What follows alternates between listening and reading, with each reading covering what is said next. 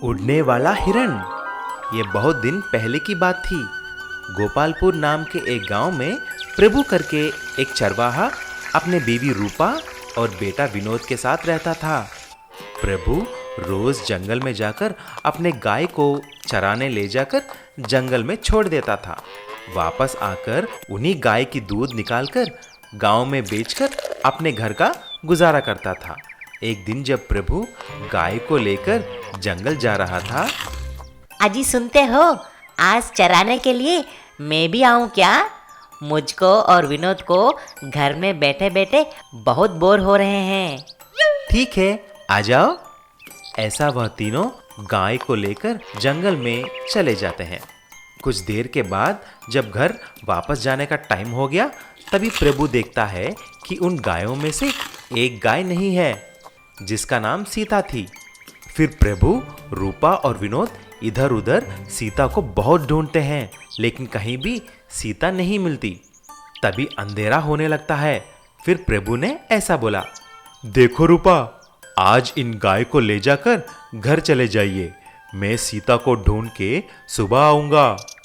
ऐसा बोलते ही रूपा और विनोद गाय को लेकर घर चले जाते हैं।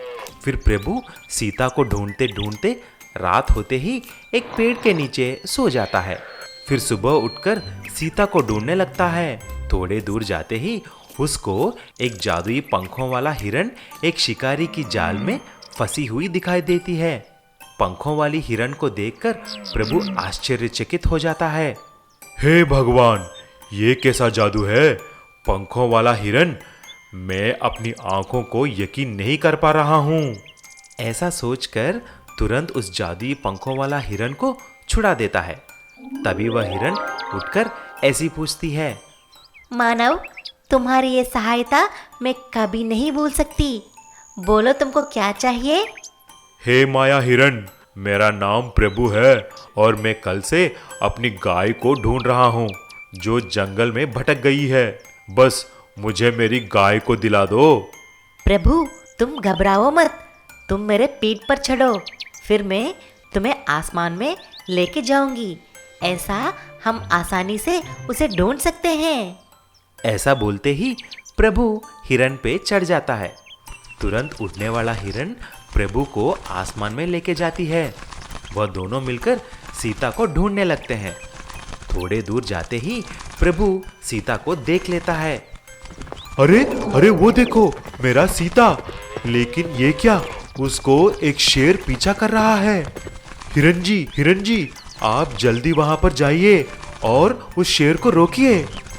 हिरण जल्दी वहां पर जाती है और नीचे उतरती है। उड़ने वाला हिरण को देख शेर वहां से भाग जाती है। ऐसा हिरण सीता को शेर से बचा लेती है। जादुई हिरण जी, मैं आपकी ये सहायता कभी नहीं भूल सकता। धन्यवाद। प्रभु, आपको कोई भी काम की जरूरत हो तो मुझे जरूर बुलाना।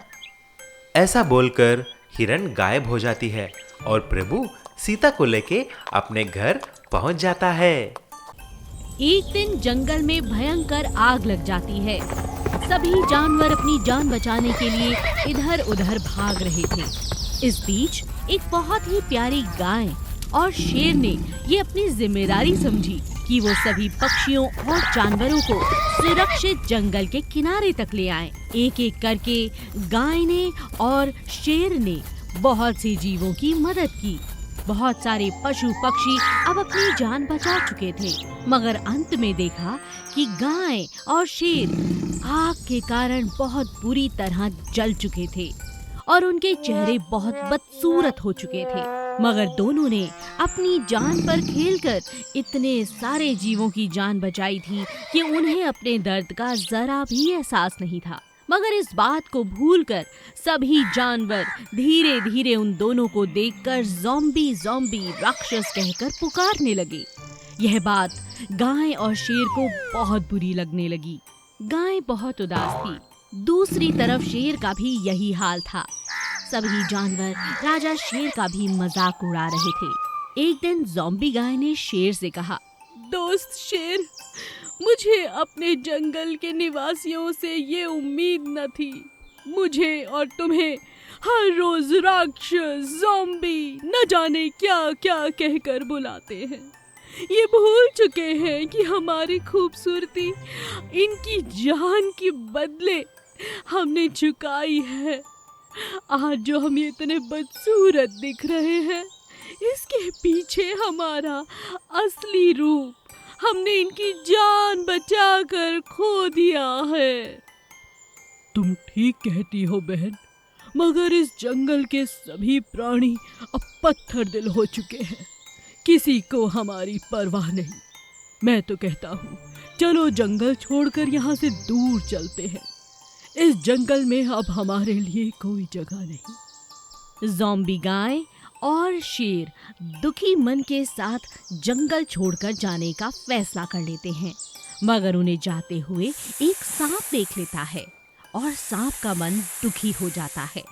सांप ने दोनों की बातें सुन ली थी और यही बात जाकर वो सभी जंगल के जानवरों को इकट्ठा करके बताता है और कहता है, सुनो दोस्तों, आज जो मैंने देखा और सुना, मुझे बहुत अफसोस हुआ।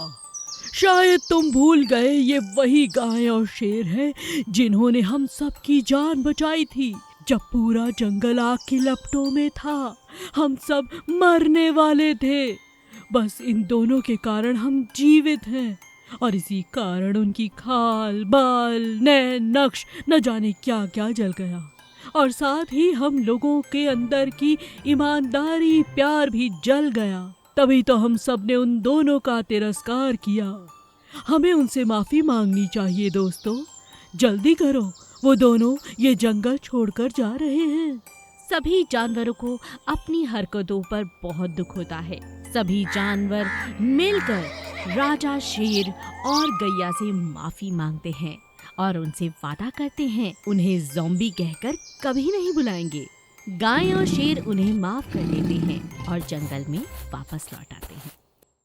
एक समय की बात है, एक जंगल में कुएं के पास बहुत सारी मछलियों का एक छोटा सा तालाब था। मछलियाँ बहुत सालों से उसी तालाब में रहा करती थीं।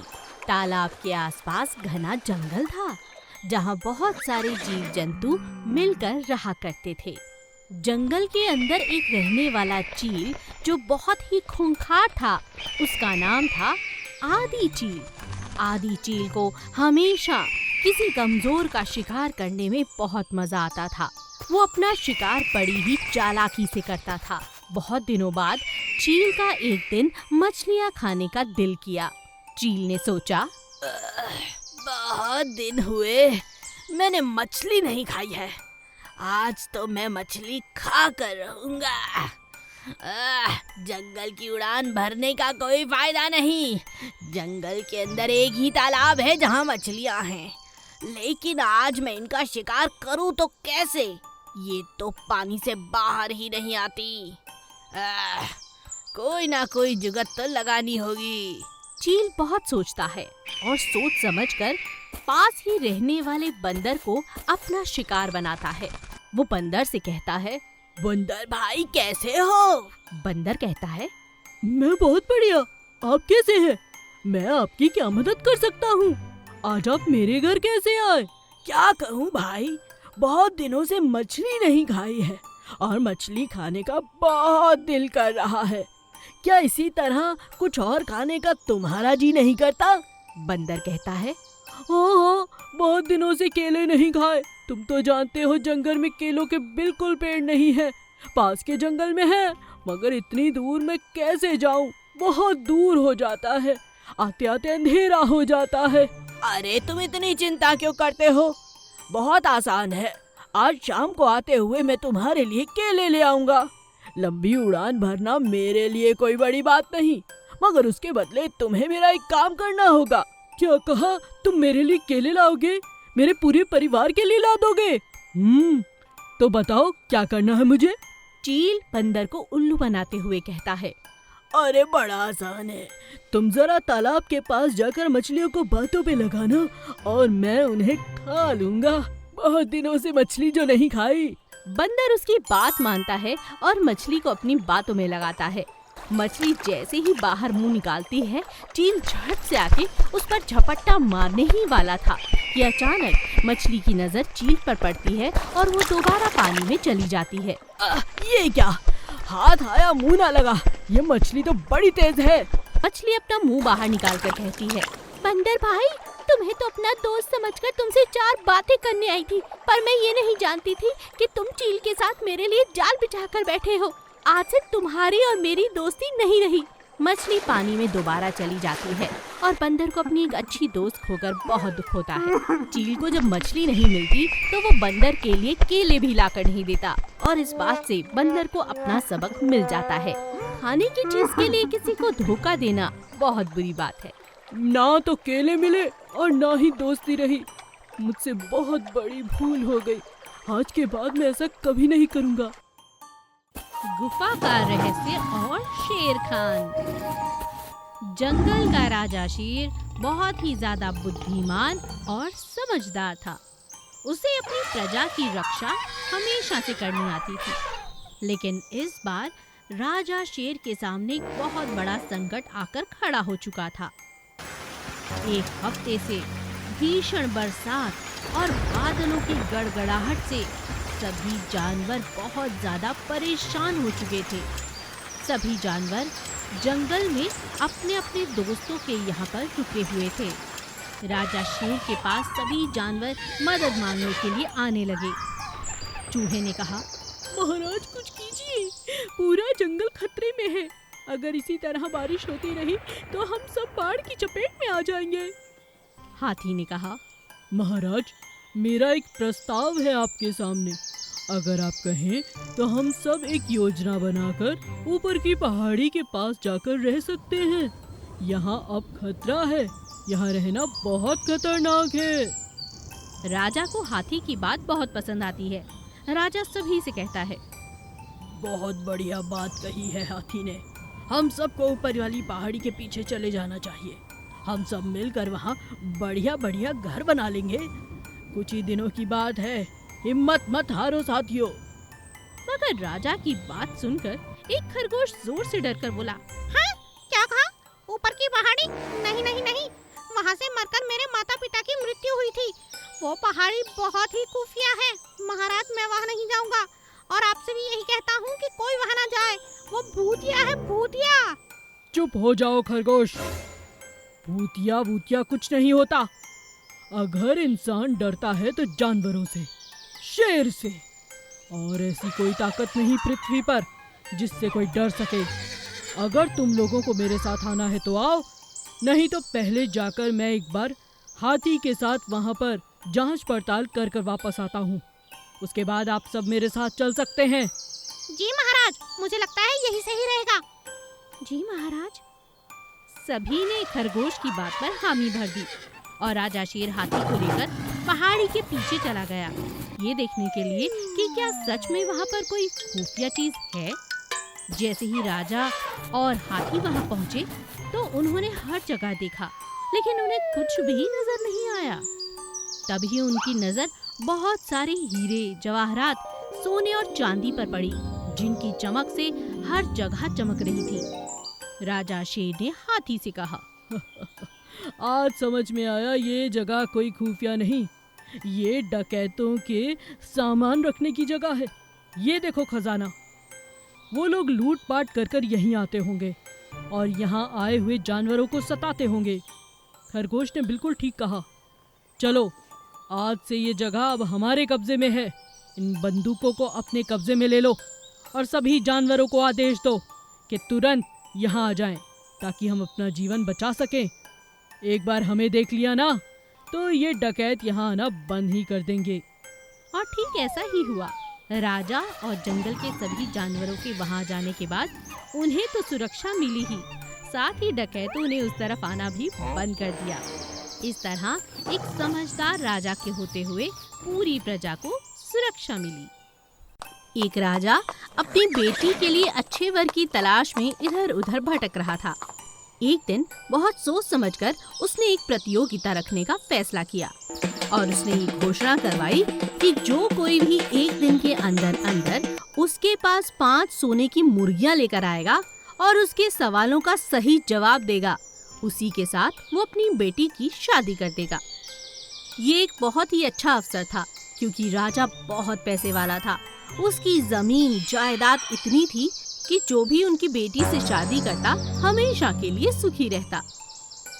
राजा की प्रतियोगिता में भाग लेने के लिए दूर दूर से राजा महाराजाओं के बच्चे वहां पर आते हैं और वहीं पर गांव में एक कुम्हार को जब ये बात पता चलती है तो उसकी बहन उससे कहती है, भैया तुम भी प्रतियोगिता में भाग ले लो ना।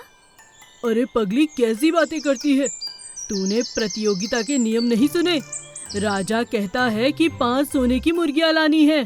5 सोने की मुर्गियां मैं कहाँ से लाऊंगा? पर हाँ, मैंने एक बार राजकुमारी को देखा है, एकदम संगमरमर जैसी है। पर मेरा भाग्य ऐसा नहीं कि मैं उसे अपनी धर्मपत्नी बना सकूं बहन। अरे भैया तुम तो कितने समझदार हो, कुछ सोचो, ये अवसर यूं ही हाथ से चला जाएगा। अपनी बहन के कहने पर चंदन रात भर सोचता रहता है और उठकर बैठ जाता है। वो अपने हाथ से छोटी छोटी मुर्गियां बनाने लगता है। धीरे धीरे वो उनका आकार बड़ा करने लगता है। वो 5 विशाल मुर्गियां सुबह तक बना लेता है और उन पर सोने के रंग जैसा रंग भर देता है।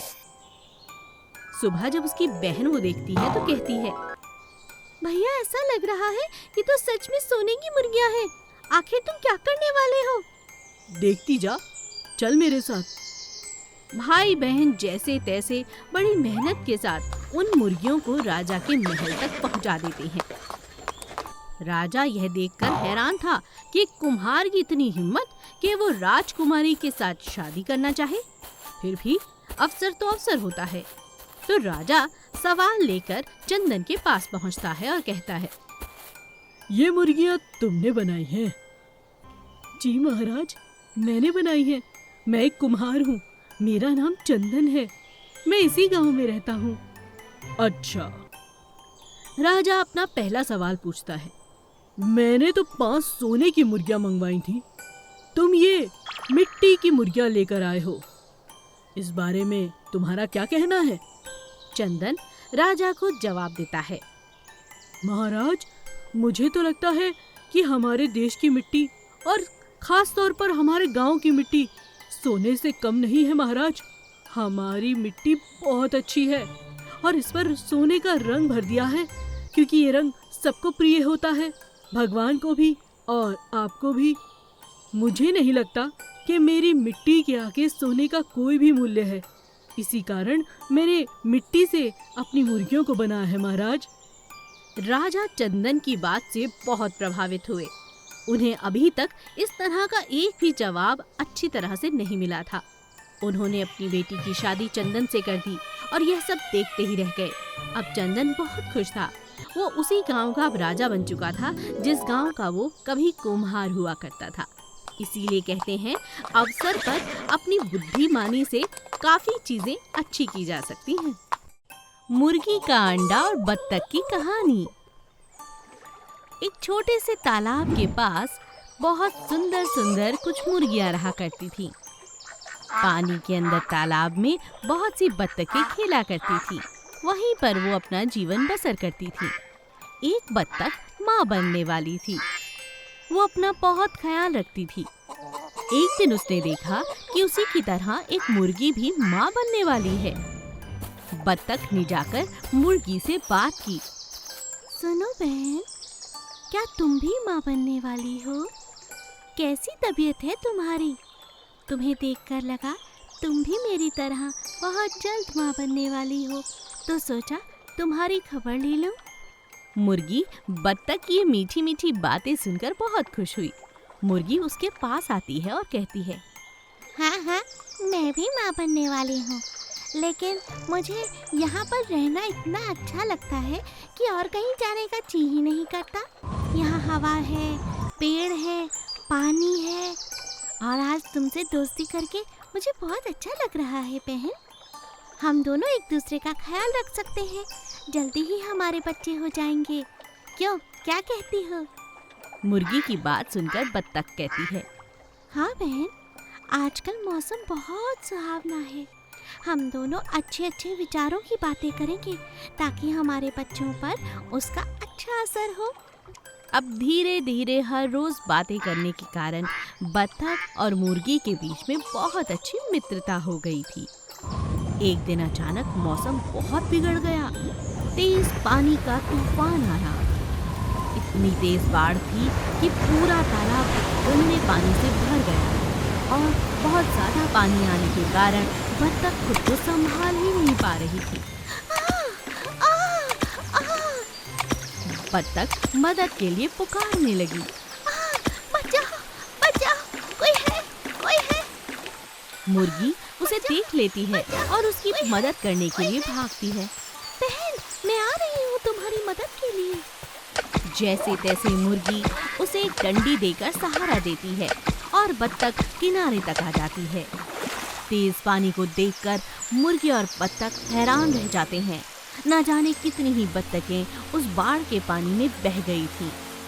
हाय राम, आज तुम ना होती तो मैं अपने बच्चों के साथ मर ही चुकी थी। तुम्हारा बहुत बहुत शुक्रिया मेरी सहेली। कैसी बातें करती हो? आओ थोड़ा आराम करते हैं। 1-2 दिन की बात है, बहुत जल्द पानी ठीक हो जाएगा और फिर तुम दोबारा अपने तालाब में रहने लगना। जैसा मुर्गी ने कहा था वैसा ही होता है। 2-4 दिन के बाद फिर से तालाब में पानी पहले जैसा हो जाता है। बत्तख अपने पानी में चली जाती है और कुछ ही दिनों में उसके बहुत सारे नन्हे नन्हे बच्चे हो जाते हैं जिन्हें वो तैरना सिखाती है। और उस तरफ मिट्टी के पास पेड़ के नीचे मुर्गी भी अपने अंडे दे देती है और हर रोज उनके ऊपर बैठकर बत्तख से बातें करने लगती है। अब दोनों दोस्त एक दूसरे के साथ सुख दुख बांटते और जंगल की प्रकृति का आनंद लेते। एक दिन चीकू खरगोश अपने दोस्त की बर्थडे पार्टी के लिए जा रहा था। उसे बहुत गर्मी लगी। सूरज की किरणें तेज थी। चीकू चलता चलता थक गया। उफ, इतनी गर्मी है, आज प्यास लग रही है। चीकू गर्मी से तंग आ गया था। कुछ कदम और चलने के बाद वो एक पेड़ के नीचे बैठ गया। कुछ देर पेड़ की छांव में बैठ जाता हूँ। पार्टी शुरू होने में तो अभी बहुत देर है। चीकू पेड़ के नीचे आराम करने बैठ गया। अचानक उसकी आंख लग गई। तभी अचानक उसे एक जोर की आवाज सुनाई दी, मानो कुछ गिर रहा हो। उसने जैसे ही आंख खोली तो उसने बादलों की तरफ देखा। सूरज सीधा दिखाई दे रहा था। ऐसा लग रहा था जैसे मानो आसमान में छेद हो गया हो।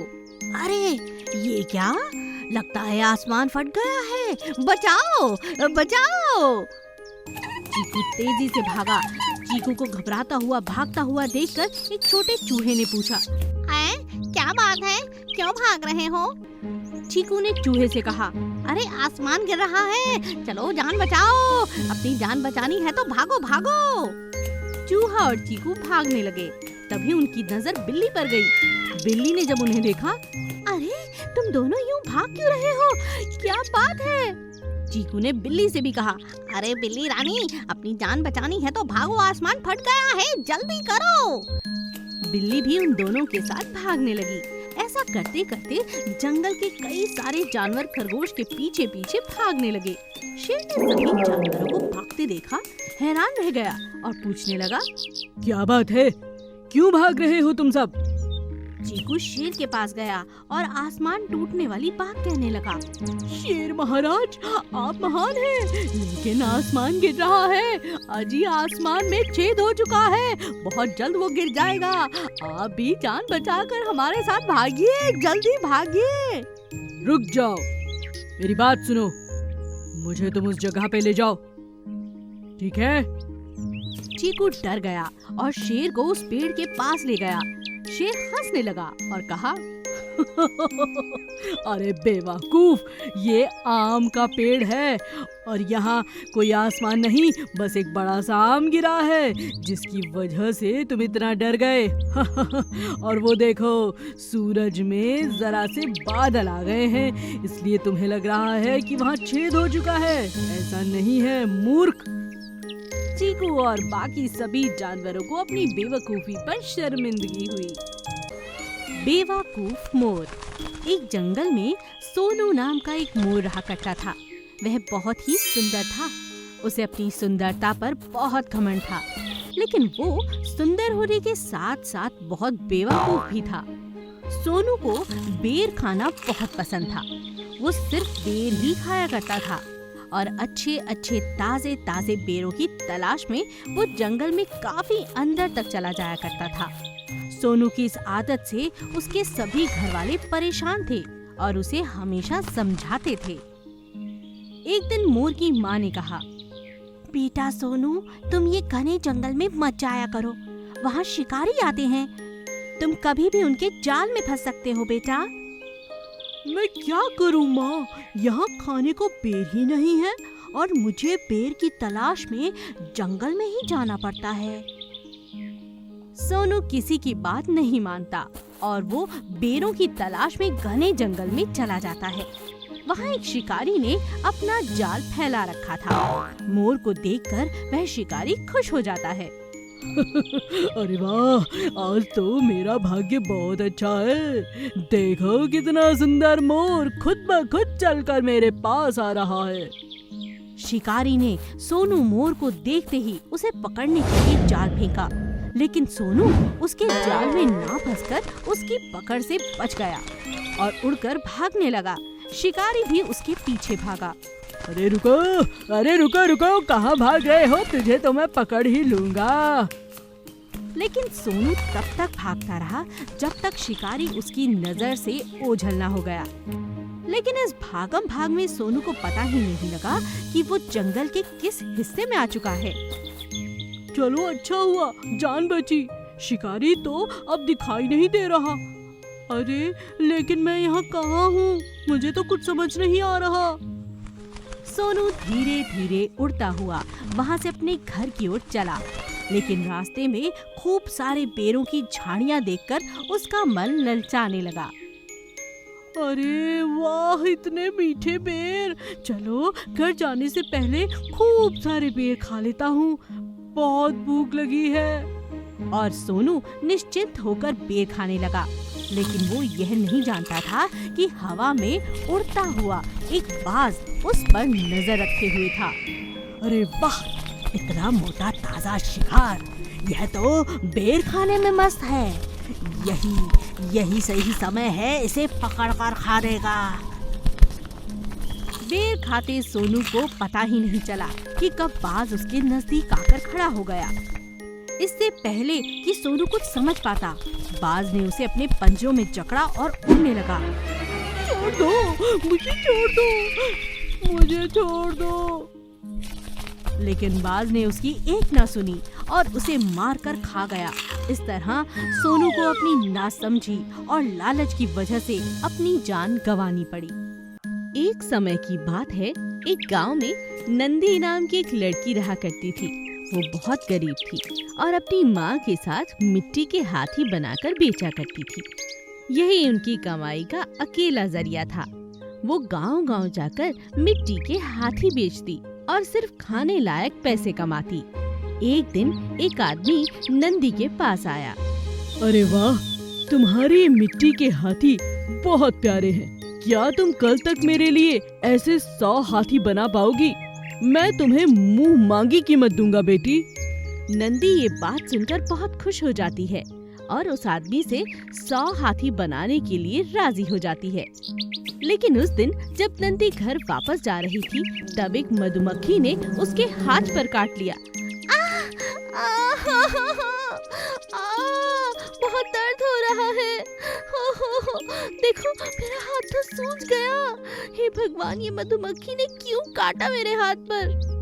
नंदी का हाथ सूज जाता है। नहीं, अब मैं कल तक 100 मिट्टी के हाथी कैसे बनाऊंगी? बड़ी मुश्किल से एक व्यापारी मिला था जो 100 हाथी बनवाना चाहता था। माँ, हमारी सारी गरीबी दूर हो जाएगी। लेकिन ये क्या हो गया माँ? हे भगवान, तुम्हें मेरी मदद करनी होगी। नंदी बहुत रोती है और बार बार भगवान को पुकारने लगती है। नंदी को रोता हुआ पाकर एक परी उसके पास आती है। घबराओ मत बच्ची, तुम एक बहुत मेहनती लड़की हो। आओ, मैं तुम्हारे हाथ को ठीक कर देती हूँ। अब तुम इन्हीं हाथों से उन सुंदर मिट्टी के हाथियों को बना पाओगी। आओ मेरे पास। नंदी परी के पास जाती है। परी अपने नंदी के हाथ पर छूती है और सारी सूजन गायब हो जाती है। परी नंदी का हाथ ठीक कर देती है और वहाँ से चली जाती है। नंदी अब बहुत खुश थी। भगवान, तुम बहुत अच्छे हो। परी को भेजकर तुमने मुझ पर बहुत बड़ा एहसान करा है प्रभु। अब नंदी खुशी खुशी रात भर बैठ के अपनी माँ के साथ 100 हाथी बनाती है। अगले दिन व्यापारी आता है और सारे हाथी खरीद लेता है और इसके बदले नंदी को बहुत बड़ी रकम देता है। नंदी बहुत खुश हो जाती है। आपका बहुत बहुत शुक्रिया सेठ जी। आपको आगे भी कभी ऐसे हाथी बनवाने हो तो मुझे याद कीजिएगा। मैं और भी अच्छे और सुंदर हाथी बना कर दूंगी। बिल्कुल, क्यों नहीं नंदी, तुम बहुत गुणवान हो। तुम्हारे हाथों में जादू है। मैं अगली बार तुमसे 200 हाथी बनवाऊंगा। तुम्हारा बहुत बहुत शुक्रिया। नंदी और उसकी माँ खुश हो जाते हैं और अपना जीवन हंसी खुशी बिताने लगते हैं।